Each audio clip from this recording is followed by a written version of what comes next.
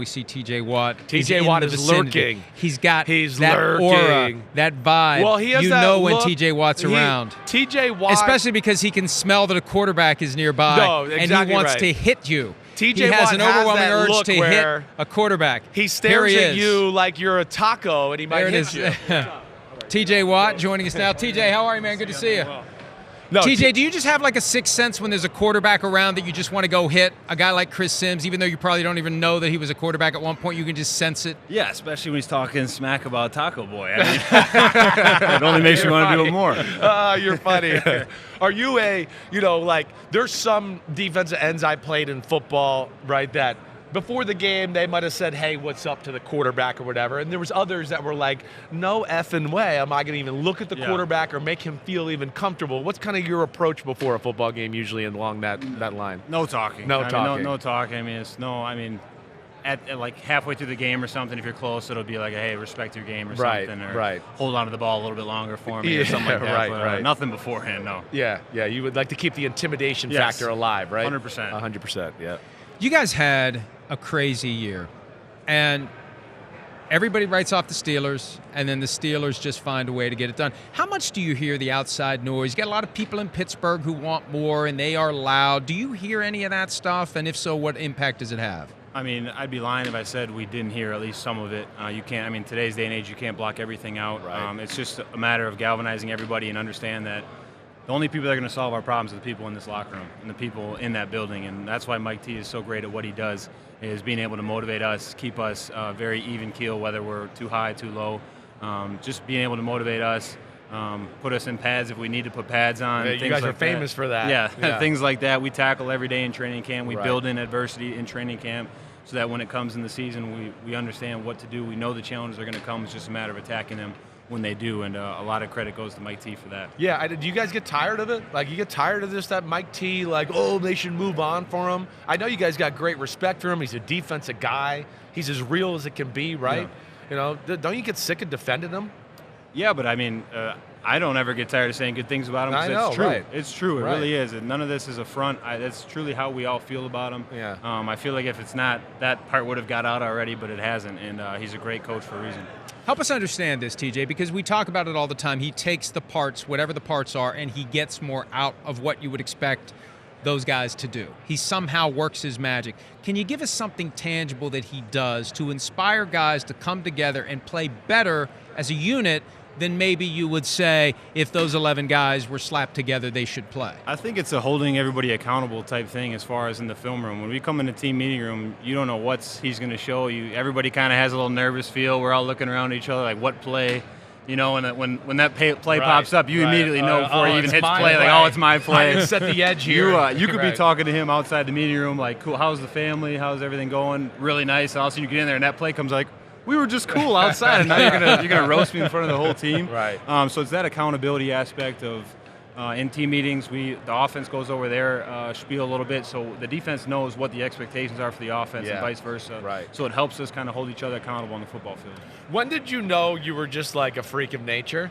Like, was there a point in high school, college? When did you start to realize, like, whoa, me and my brother JJ are kind of on a different level than everybody as far as power, explosion, strength, all those type of things? I don't know. I mean, I'm always labeled as not the fastest, not the strongest, the lunch pail guy, you know. And I always I have incredible self-belief. I really do, and it's because of the people that I'm surrounded with that see the hard work and dedication. And I've always had the blueprint from JJ and Derek of what it takes, and I just want to be great. I know that I don't have a whole lot of time to play this game. I have such a small window, and I want to give everything I possibly can. And it's all about who I surround myself with and people that believe in me.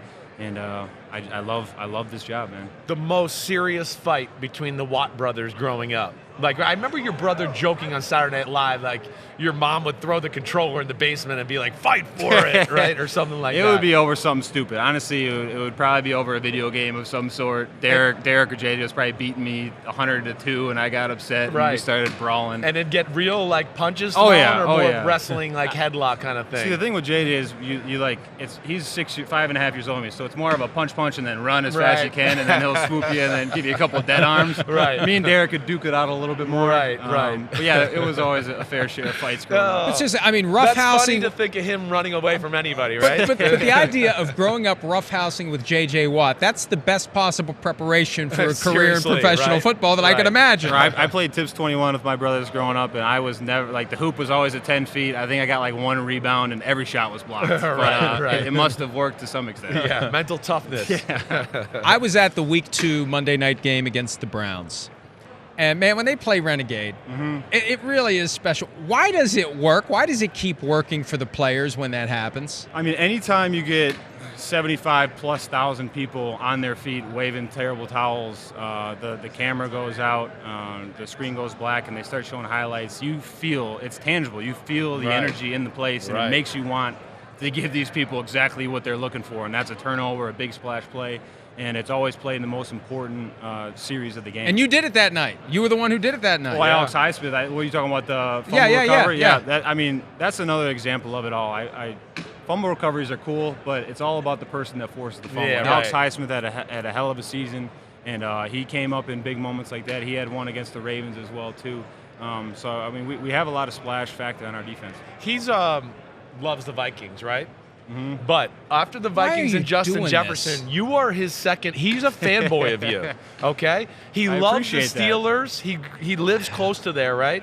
Okay. He won't totally embrace it. He's bought Justin Jefferson a gift. He hasn't bought you a gift. No. That's so that's not how it works. I just want to let you know. That's not how it you're works. his second It's favorite crazy player. how many Steeler fans I meet face to face, and for the first time I'm hearing they're Steeler fans. Right. Well, yeah, like he's a Vikings fan that like revolted against his family who were big Steelers fans as a kid. I grew up but he in likes the Wheeling, Steelers. 60 miles away. You know where Wheeling is? You've lived there long enough now. Wheeling's just down the road in West Virginia, in the Northern Panhandle. Everybody in Wheeling was Steelers fans, so I had to be different. Imagine that. I got to be different. Yeah. And yeah, but I've known and followed the Steelers for 50 years. Finger on the pulse. Yep. I know the vibe. I know when it's going to turn around. That's why I drive him crazy all the time. We pick games against each other. Yep. He'll pick against you guys. Game. Oh, the Ravens game. The Ravens game. Yeah. This is a T.J. Watt late strip sack fumble game. I don't care. You can tell me all the stats. You can awesome. tell me everything you want to tell me. The Steelers are going to win this game, and it drives him crazy when it happens. Yeah, that's awesome. It's just pasta and meatballs. All right, who's the best O lineman in football right now? Like the one guy when you play them, you're just like, damn, it's him. Crap. I don't know if I ever am like intimidated in that I know, way, but I'd Just say a guy that I think is doing it at a really high level. I rush on the left always, so I go against a lot of right tackles. I think Lane Johnson, I mean, being able to kick back as quickly as he is, and he has great hands, feet. I think he's long as hell. One of the best for sure. Right. Yeah, I hear you there. What about other pass rushers? I know you respect all of them. I hear you talk about it often, but like, who's the guy you're always a little bit like, wow? Daniil Hunter had a great year. Yeah. I think he has a lot of very unique moves. I mean, that guy is ripped up. He's got he's long scary. arms. He has really unique. Yeah. What do you mean moves. by the unique moves? Unpack that for us a little. It's almost like a praying mantis. The way that he rushes, he grabs onto the arm, and he has this jump through, and then he has this like fake grab on where it looks the same, and then he spins at the last minute. Wow. Tried that a couple times in practice, and it's not built for me.